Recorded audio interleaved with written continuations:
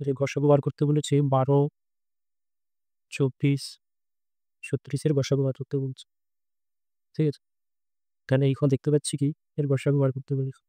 তাহলে এইখানে গসাগুটা আগের প্রথমে সূত্রে কি বলেছিলাম যে গসাগুটা সবথেকে ছোট সংখ্যার সমান হবে বা তার থেকেও ছোট হবে। তাহলে এইখানে সবথেকে ছোট সংখ্যা 12 বা এবারে এইখানে যেটা বলেছে যে ছোট সংখ্যা দ্বারা যদি বাকি সবগুলি সংখ্যা বিভাজ্য হয় তাহলে ছোট সংখ্যায় গসাগু। এখানে 12 দ্বারা 24 বিভাজ্য, 36 বিভাজ্য। তাহলে এখানেও আমি চটজলদি বলে দিতে পারবো গসাগু কিন্তু 12।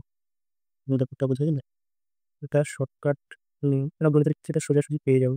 তখন কিন্তু এটা লিখে দেবে যে আরেকবার বলছি, যে পদার্থ সংখ্যাগুলো তাদের গসাগু নির্ণয় করতে দেবে তাদের মধ্যে ছোট সংখ্যা দ্বারা যদি এই বাকি সংখ্যাগুলো বিভাজ্য হয় তাহলে ছোট সংখ্যাই গসাগু হবে। এখানে 12, 24, 36 এর ছোট সংখ্যা 12। 12টা কি করেছে না 24কে বিভাজ্য, মানে 12 দ্বারা 24 বিভাজ্য, আবার 12 দ্বারা 36 বিভাজ্য। তাই জন্য গসাগু 12। ঠিক আছে?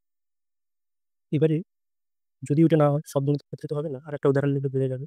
যে ধরো আছে 12 আছে, 18 আছে, 24 এর গসাগু বার করতে বলছে। 12, 18, 24 এর আমাকে গসাগু বার করতে বলেছে। তো এখানে কি হবে?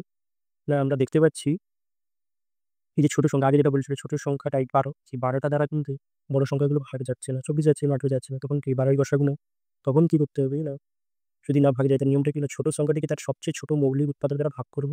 যে সংখ্যা পাবো তার দ্বারা যদি বাকি সব সংখ্যা ভাগ যায় তাহলে সেই সংখ্যাটি হবে গসাগু।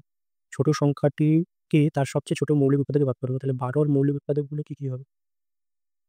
১ হবে, ২ হবে, ৩ হবে, হবে। প্রথমে ছোট দিয়ে ভাগ করতে হবে। তাহলে আর বেশি করে লিখছি না। ২ টা পেয়ে গেছি। সবচেয়ে ছোট মৌলিক উৎপাদক। তাহলে ছোট মৌলিক উৎপাদক কত? ২। তাহলে ২ কে যদি ১২ কে যদি ২ দিয়ে ভাগ করি পাবো কত? 6। এই 6 টা দেখো 18 কেও ভাগ যাচ্ছে, 24 কেও ভাগ যাচ্ছে। 6 দ্বারা 18 বিভাজ্য, 24 বিভাজ্য। তাহলে এইখানে গসাগু হবে ৬।